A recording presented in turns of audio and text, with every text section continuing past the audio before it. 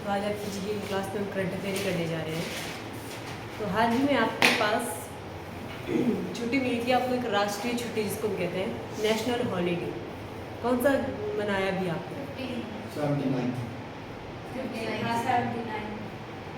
Question क्या पूछा मैंने, हाल ही में जो आपके पास नेशनल हॉलीडे था कब सेलिब्रेट किया गया? नेशनल हॉलीडे 15 अगस्त सेलिब्रेट किया भी आपने।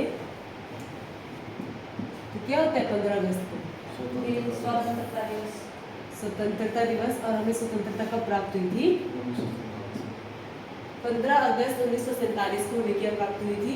स्वतंत्रता, आज़ादी प्राप्त हुई थी। इसीलिए हम इस दिन क्या सेलिब्रेट करते हैं? स्वतंत्रता दिवस। तो अभी आपके पास जो हाल ही में स्वतंत्रता दिवस मनाया गया कब? 2025 में जो हमने सेलिब्रेट किया, कितना स्वतंत्रता दिवस था? देखिए भारत ने हाल ही में 79th स्वतंत्रता दिवस अपना सेलिब्रेट किया। तो इसमें आपके पास क्वेश्चन पूछे जाते हैं। आपको पता ही होगा जब भी हम भारत में नेशनल हॉलीडेज की बात करते हैं तो नेशनल हॉलीडे हमें 3 होते हैं, ठीक है। नेशनल हॉलीडेज की जब बात होती है तो हमारे पास 3 हमें राष्ट्रीय छुट्टियां होती हैं। सबसे पहले आपके पास आएगी 26 जनवरी, जिस दिन हम क्या होगा आपके पास? गणतंत्र दिवस। फिर उसके बाद सेकंड आपके पास आता है 15 अगस्त। 15 अगस्त को हम सेलिब्रेट करते हैं आपके पास स्वतंत्रता दिवस। और थर्ड आपके पास आता है 2 अक्टूबर, जिस दिन क्या होता है आपके पास?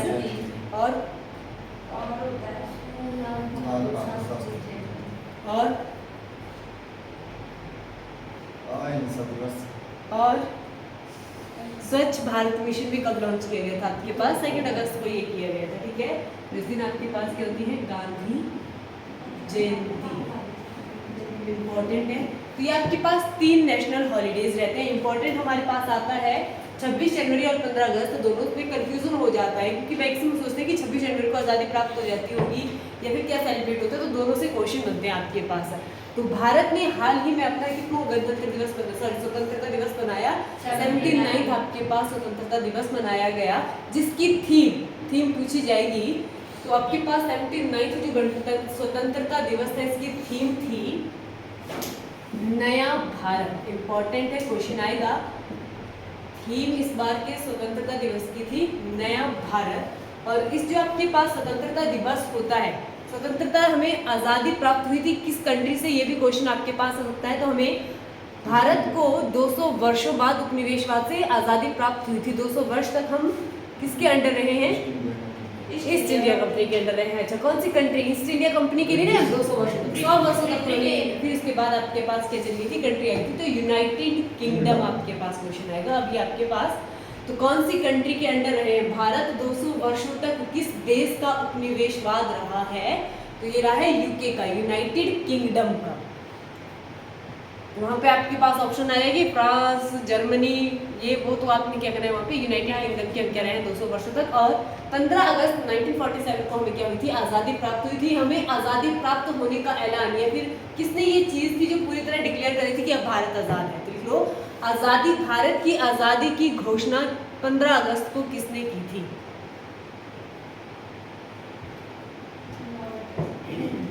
15 अगस्त 1947 को आज़ादी की घोषणा किसके द्वारा की गई थी? तो ये की गई थी लॉर्ड माउंटबेटन द्वारा। लॉर्ड माउंटबेटन द्वारा भारत की आज़ादी की घोषणा या स्वतंत्रता की घोषणा की गई थी। और यहीं से आपके पास एक और क्वेश्चन आ सकता है, क्या पाकिस्तान भी इसी दिन आज़ाद हुआ था? नहीं, पाकिस्तान को उन्होंने आज़ाद किया था 14 अगस्त को, ठीक है। 14 अगस्त को पाकिस्तान को किया और 15 अगस्त को यहाँ आकर आज़ाद किया। ये डेट इसीलिए मेंशन की गई क्योंकि लॉर्ड माउंटबेटन जो कि दोनों जो फंक्शन थे उनको अटेंड करना चाहते हैं। पाकिस्तान की स्वतंत्रता को भी सेलिब्रेट करना चाहते थे और भारत की स्वतंत्रता को भी ये सेलिब्रेट करना चाहते थे। इसीलिए आपके पास क्या रहा है? 14 अगस्त 1947 पाकिस्तान को स्वतंत्रता प्राप्त हुई और 15 अगस्त 1947 को भारत को स्वतंत्रता प्राप्त हुई। आपके पास कुछ इंपॉर्टेंट, अब यहीं पे आपके पास इनसे और क्या क्वेश्चन बन सकता है? 26 जनवरी को आपके पास क्या होता है? इंपॉर्टेंट डेट की अगर मैं बात करती हूँ तो एक आपके पास डेट आती है 26 नवंबर और एक आपके पास डेट आएगी ये आपके पास 1949 और एक आपके पास आएगी 22 जुलाई 1947। तो ये आपके पास कुछ इंपॉर्टेंट डेट है जो आपको पता होनी चाहिए। 26 नवंबर 1949 को आपके पास क्या हुआ था? भारत का संविधान बनकर तैयार हुआ था। ठीक है, इसी दिन संविधान दिवस भी मनाया जाता है। अगर आपको डेट से डेज भी पूछे जाते हैं ना, इंपॉर्टेंट डेज, तो 26 नवंबर को हम क्या सेलिब्रेट करते हैं? संविधान दिवस। इस दिन जो है भारत का संविधान बनकर तैयार हुआ था। दीप, आपको पता है कि भारत का संविधान बनने में कितना समय लगा? नहीं। सचिन, निशा, इम्पोर्टेंट है, पूछा जाता है भारत के संविधान बनने में कितना समय लगा? 2 वर्ष 11 महीने और 18 दिन में आपके पास क्या होता है? संविधान बनकर तैयार हो गया था 26 नवंबर 1949 को। ठीक है, आपके पास जो संविधान बनाने के लिए कमेटी का गठन किया गया था, जिस कमेटी का नाम था पांडुलेखन कमेटी, जिसके अध्यक्ष थे भीमराव अंबेडकर, डॉक्टर भीमराव अंबेडकर। उनके पांडुलेखन कमेटी, उनके जो संरक्षण में है संविधान बनकर तैयार हुआ। कब हुआ? 2 वर्ष 11 महीने 18 दिन लगे थे इसको पूरा बनने में। और इसकी राशि कितनी थी दीपक? कितनी राशि थी? हाँ, 7 लाख लगे थे। ठीक है, बनने के लिए। और आपके पास ये बनकर तैयार हो गया था 26 नवंबर 1949 को। बनकर तैयार हो गया। इसको इम्प्लीमेंट कब किया गया? 26 जनवरी 1950 को इसको इम्प्लीमेंट किया गया। ये डेट क्यों रखी गई 26 जनवरी? क्योंकि बनकर तो पहले तैयार हो गया, तो हमें तभी इम्प्लीमेंट कर लेना चाहिए था। पर 26 जनवरी 1930 में आपके पास एक घोषणा हो गई थी स्वराज की। स्वराज की घोषणा कब की गई थी? 26 जनवरी 1930 में भारत में पहली बार स्वराज घोषित कर लिया गया था। तो इसी दिन हमने क्या था? डेट को फिक्स रखा और आपके पास क्या हो गया? संविधान को इम्प्लीमेंट कर दिया। ये भी ध्यान रखना है आपने, जो हमारी परेड होती है ना, 26 जनवरी की परेड बहुत फेमस है वो, तो उसमें भी ध्वजारोहण होता है। आपके पास स्वतंत्रता दिवस में भी ध्वजारोहण होता है और गणतंत्र दिवस में भी होता है। तो यहाँ से भी क्वेश्चन आता है, गणतंत्र दिवस के समय जो कर्तव्य पथ है, कर्तव्य पथ पे आपके पास वो चलती है झांकियां सारी, कर्तव्य पथ पर झंडा कौन लहराता है या ध्वजारोहण कौन करता है? तो वो करता है हमारा राष्ट्रपति। और राष्ट्रपति कौन है? हमारे द्रौपदी मुर्मू। ये चीज ध्यान रखनी है आपने। 26 जनवरी को ध्वजारोहण किसके द्वारा किया जाता है? राष्ट्रपति द्वारा किया जाता है। ये चीज ध्यान रखना है। और कहाँ किया जाता है? दिल्ली के कर्तव्य पथ पर। एग्जैक्ट डेट ऑफ प्लेस आपको पता होना चाहिए। और जब हम स्वतंत्र कर्तव्य पथ पर ध्वजारोहण किया जाता है। और जब हम बात करते हैं आपके पास स्वतंत्रता दिवस की, तो स्वतंत्रता दिवस में भी आपके पास ध्वजारोहण किया जाता है। ये किसके द्वारा किया जाता है? ये किया जाता है पीएम द्वारा। और इसे किया जाता है लाल किले में। इंपॉर्टेंट है, कहाँ कहाँ ये किए जाता है, प्लेसेस पूछे जाते हैं। स्वतंत्रता दिवस को हम लाल किले में ध्वजा क्या करते हैं? फहराते हैं। और ये फहराया जाता है किसके द्वारा? पीएम के द्वारा। और हमारे पीएम कौन है? नरेंद्र दामोदर दास मोदी जी द्वारा। ये भी क्वेश्चन बनेगा, लिखेंगे पीएम नरेंद्र दामोदर दास मोदी जी द्वारा 12वीं बार, लगातार 12वीं बार लाल किले में ध्वजारोहण किया गया, ध्वजा फहराया गया, राष्ट्रीय ध्वज फहराया गया लगातार कितनी बार? 12वीं बार। 12 साल से ये कंटिन्यूटी में फहरा रहे हैं, आपने याद रखना है। ये भी क्वेश्चन आ सकता है।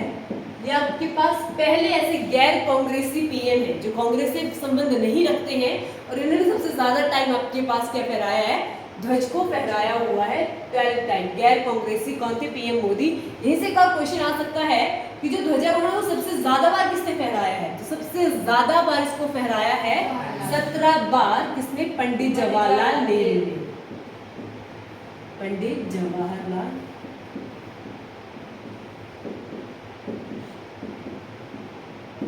और इसके बाद जो सेकंड टाइम हम देखेंगे जो कांग्रेस से संबंध रखते हैं आपके पास 16 बार, वह है इंदिरा गांधी। श्रीमती इंदिरा गांधी ने 16 बार फहराया है।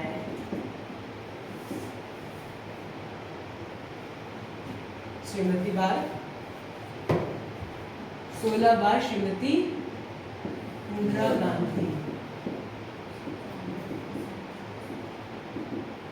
मोदी आप जो नरेंद्र दामोदर दास मोदी जी हैं, उन्होंने 12 बार फहराया। सबसे ज़्यादा बार आपके पास पंडित जवाहरलाल नेहरू 17 बार, और उसके बाद आपके पास पहली और अंतिम प्रधानमंत्री जो पहली और अंतिम अभी अब तक जो एकमात्र आपके पास प्रधानमंत्री नहीं है, कौन है वो? इंदिरा गांधी। उन्होंने 16 बार क्या किया था? झंडे को फहराया था। ठीक है, अब यहाँ से एक और क्वेश्चन आ सकते हैं। हमारे पास ऐसे भी पीएम रहे हैं जिन्होंने फहराया ही नहीं है, उनका टाइम पीरियड पहले खत्म हो गया या फिर वो फहरा ही नहीं पाए, तो लिखेंगे हाँ बिल्कुल। और दूसरे हैं आपके पास, लिखेंगे गुलजारी लाल नंदा और चंद्रशेखर, तो ऐसे पीएम रहे हैं जिन्होंने एक बार भी ध्वज को नहीं फहराया है, तिरंगे को नहीं फहराया है। गुलजारी लाल नंदा और दूसरे कौन थे आपके पास? चंद्रशेखर, दो ऐसे पीएम रहे हैं जिन्होंने एक बार भी ध्वजा को नहीं, तिरंगे को नहीं फहराया है।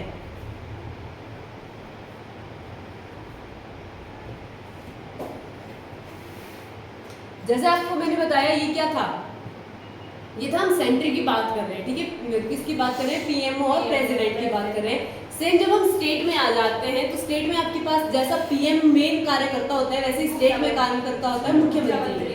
तो स्वतंत्रता दिवस पर जो फहराते हैं वो मुख्यमंत्री होते हैं, गणतंत्र दिवस पर स्टेट में जो फहराते हैं वो राज्यपाल, गवर्नर, बिल्कुल राज्यपाल फहराते हैं। क्लियर हुआ? तो कौन है हमारे राज्यपाल? शिव प्रताप शुक्ला जी। और वो कब फहराया होगा उन्होंने?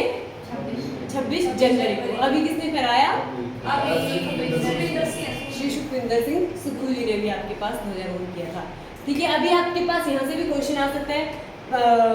नरेंद्र दामोदर दास मोदी जी ने ध्वजारोहण तो किया, साथ साथ में इन्होंने किस चीज़ की घोषणा की? तो उन्होंने सबसे बड़ा भाषण इस बार दिया, और इन्होंने जो घोषणाएं की इंपॉर्टेंट है, सुदर्शन चक्र, लिख लो, सुदर्शन चक्र मिशन की इन्होंने घोषणा की है, जो आपके पास सेफ्टी के रिगार्डिंग है। अभी आपके देखा भी वॉर की सिचुएशन हो रखी थी, तो उन्होंने सुदर्शन चक्र मिशन की बात की। और दूसरा आपके पास युवाओं के लिए 1 लाख करोड़ की स्कीम लेके आ रहे हैं, जिस योजना का नाम है प्रधानमंत्री विकसित भारत योजना। युवाओं के लिए 1 लाख करोड़ की योजना। ये भी क्वेश्चन आ सकता है कि अभी स्वतंत्रता दिवस में प्रधानमंत्री ने कौन सी योजना को लॉन्च किया? तो योजना का नाम है प्रधानमंत्री विकसित भारत योजना। कब लॉन्च किया गया इसको? 15 अगस्त 1947 या 2025? 1947 में कर दी थी घोषणा। क्या थीम थी इस बार?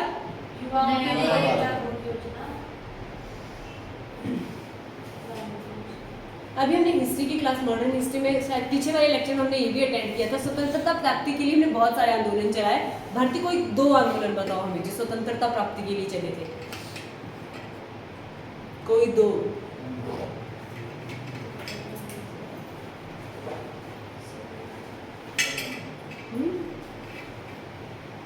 दिशा?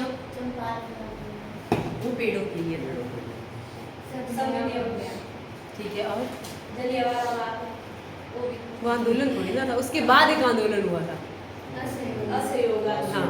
तो आपके पास सबसे पहले हमने देखा 1857 की क्रांति, वो भी आज़ादी के लिए ही थी। ठीक है, 1857 की क्रांति शुरू कहाँ से हुई थी? ये भी क्वेश्चन आता है, कहाँ से शुरू हुई थी दीपक? ये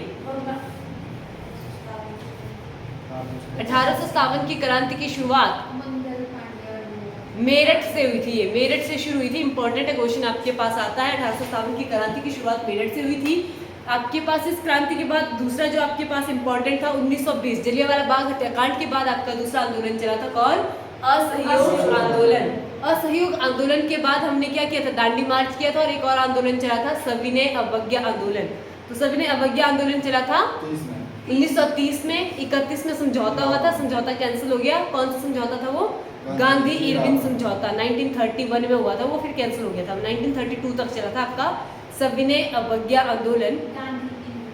गांधी इरविन समझौता 1931 में हुआ था ये। और उसके बाद लास्ट हमने देखा था कौन था? भारत छोड़ो आंदोलन। कब हुआ था ये? 1942 में। इसमें का बहुत ही फेमस आपके पास नारा था, कौन सा? करो या मरो तो था ही, एक और था ना भाई दो ना पाई दो। ये 2 आपके पास नारे फेमस हुए। कौन से आंदोलन से? भारत छोड़ो आंदोलन से। करो या मरो, और दूसरा ना भाई दो ना पाई दो।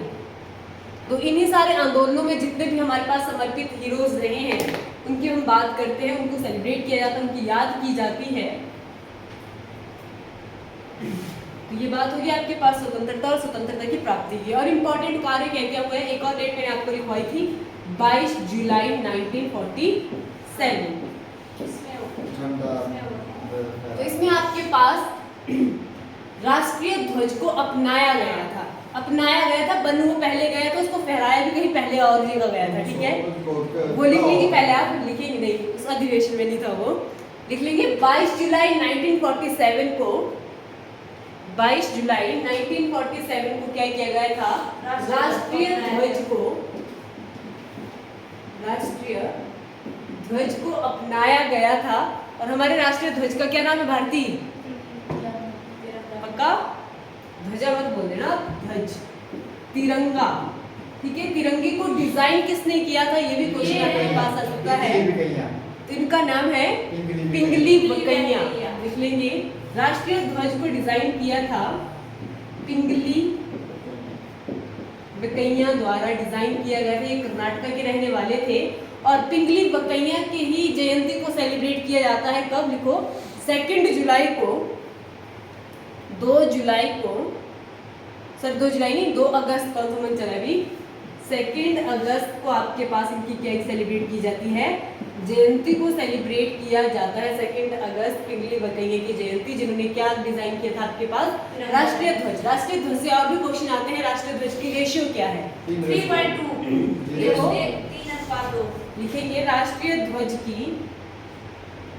का अनुपात,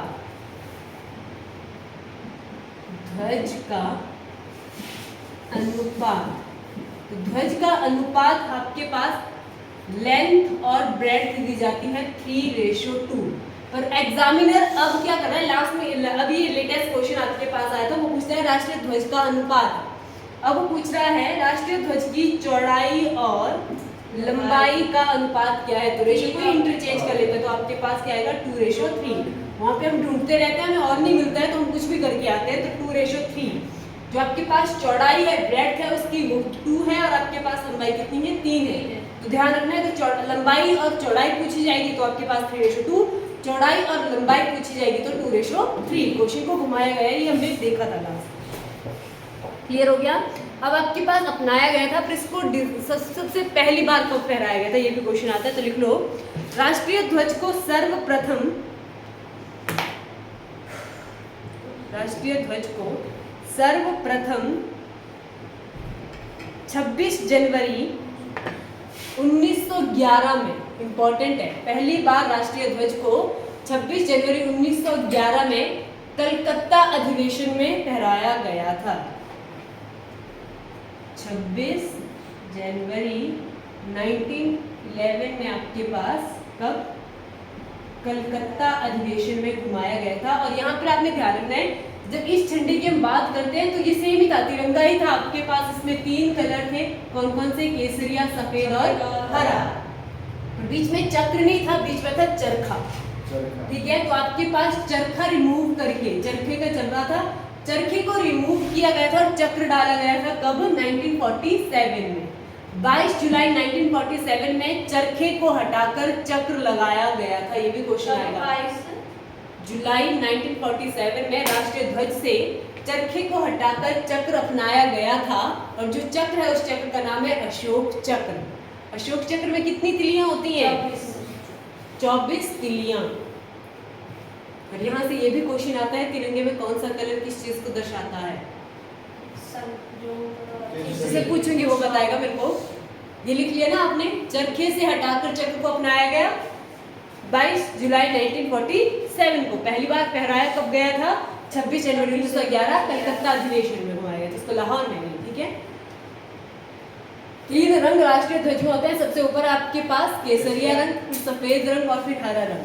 भारतीय केसरिया रंग किस चीज को दर्शाता है, किसको, और बस सैक्रिफाइस ही करते रहो, पावर को भी दर्शाता है, ठीक है। शक्ति एवं बलिदान का दर्शक है आपके पास, लिख लो। केसरिया रंग शक्ति एवं बलिदान का को दर्शाता है। सफेद रंग शांति को, और हरा रंग हरियाली और भूमि की पवित्रता को।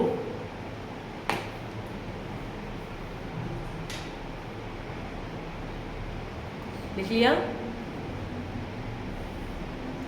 केसरिया बताता है आपके पास बलिदान एवं शक्ति, सफेद शांति और आपके पास हरा हरियाली एवं पवित्र भूमि को ये दर्शाते हैं। हो गया। नेक्स्ट आपके पास आता है, ये हो गया राष्ट्रीय ध्वज से। अब आता है राष्ट्रीय गान। सचिन कौन है हमारा राष्ट्रीय गान? पक्का? जनगण मन है तो वंदे मातरम क्या है?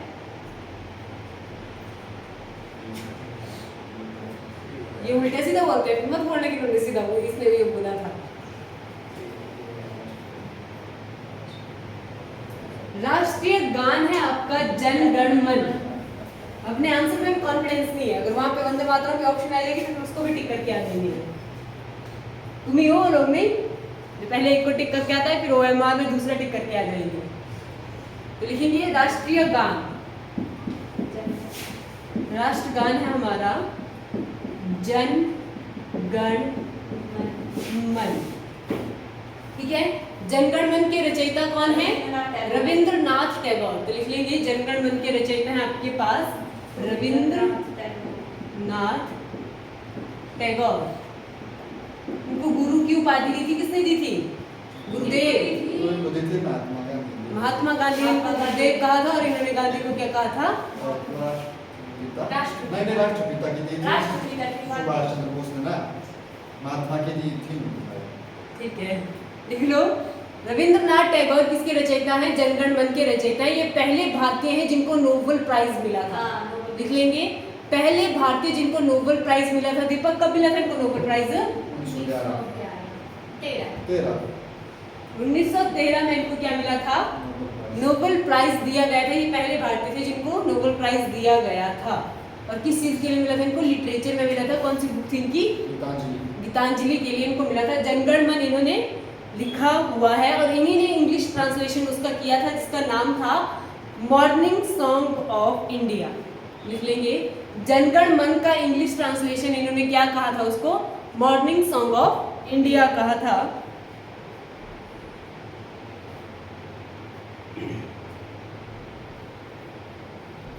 और इसको कब अपनाया गया राष्ट्रीय गान के रूप में? 24 जनवरी 1985। लिख लेंगे राष्ट्रीय गान को कब अपनाया गया? 24 जनवरी 1950 में इसको अपनाया गया था। और राष्ट्रीय गीत की अगर हम बात करते हैं तो राष्ट्रीय गीत क्या है हमारा? राष्ट्रीय गीत है हमारे पास वंदे मातरम। और वंदे मातरम के रचयिता कौन है? देखो, अगर आपसे पूछेगा जनगण मन किस बुक से लिया गया तो किस बुक से लिया गया है?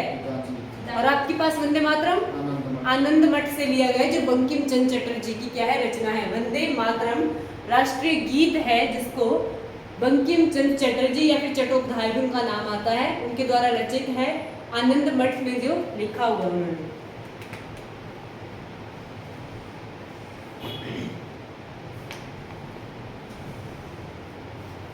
लिख लिया। और आपके पास जो ध्वजों को फहराना है, राष्ट्रीय ध्वज को जो फहराना है वो एक मौलिक अधिकार है आपके पास। हर किसी के पास वो अधिकार है। तो कौन से एक्ट में आता है? तो लिख लेंगे आर्टिकल 19 के ए पार्ट में जो अमेंडमेंट हुई है, राष्ट्रीय ध्वज फहराना मौलिक अधिकार आर्टिकल 19 के ए पार्ट में शामिल किया गया है। तो ये भी क्वेश्चन आ सकता है इंपॉर्टेंट आर्टिकल्स में। हम इसको देखा है, अगर आपके पास जिनका नहीं हुआ उनको हम फिर से करेंगे आर्टिकल। पॉलिटिकल की अभी आपका शुरुआत होगी, है ना? यस।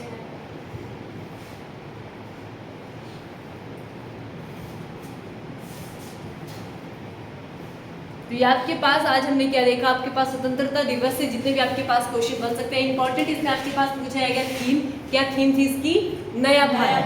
नरेंद्र मोदी जी द्वारा कहाँ पर झंडा फहराया गया? लाल बहादुर शास्त्री पर लाल किले पे। कितनी बार उन्होंने फहराया? 12। ये पहले कैसे हैं? गैर कांग्रेसी है जिन्होंने 12 बार फहराया। सबसे ज्यादा बार किसने फहराया है? पंडित जवाहरलाल नेहरू ने। आपके पास गणतंत्र दिवस में ध्वजारोहण कौन करते हैं? राष्ट्रपति। कौन है हमारे राष्ट्रपति? क्या बोलते हैं? द्रौपदी मुर्मू। और उपराष्ट्रपति कौन थे?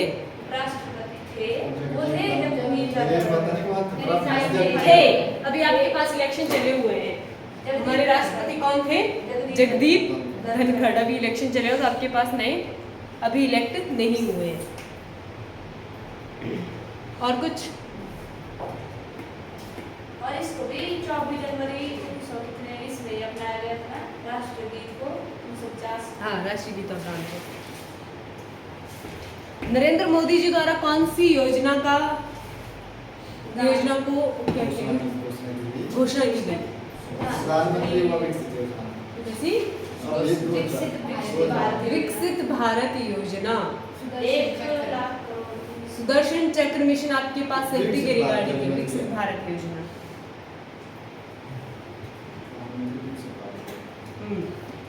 राष्ट्रपति ध्वजारोहण कहाँ करते हैं? ये कर्तव्य पथ पर। और लाल किले पर कब होता है? 15 अगस्त। और आपके पास कितने राष्ट्रीय हॉलीडेज हैं? राष्ट्रीय कौन कौन से? 15 26 जनवरी और 2 अक्टूबर। ठीक है। ऐसे कौन से प्रधानमंत्री जिन्होंने एक बार भी ध्वजा? चंद्रशेखर। आप मेरे को बताओगे लास्ट भारत छोड़ो आंदोलन कब हुआ? नहीं लिखा, मिलेगा भी नहीं, उनकी कॉपी में भी नहीं मिलेगा। तेरे को क्या देखेगा? और 2 कौन से फेमस नारे थे जो हुए थे फेमस इस आंदोलन के? दूसरा किसको दे रहे हो आप? भाई और भाई क्यों दे रहे थे? भारत छोड़ने के लिए। डेट को थोड़ा सा रिलेट करोगे आप तो सेकेंड वर्ल्ड वॉर की सिचुएशन चली थी उस टाइम पे। 1942 की हम बात करते हैं। और आपके पास दूसरा विश्व युद्ध कब हुआ था? 1939 से लेकर 1945 तक चला हुआ था। तो तब उन्होंने कहा था कि आप क्या करो, हेल्प करो और हम आपको छोड़ के चले जाएंगे। तब ये नारा दिया गया था, ना भाई दो ना पाई दो। सचिन, आप बताओगे उनको फर्स्ट वर्ल्ड वॉर कब हुआ?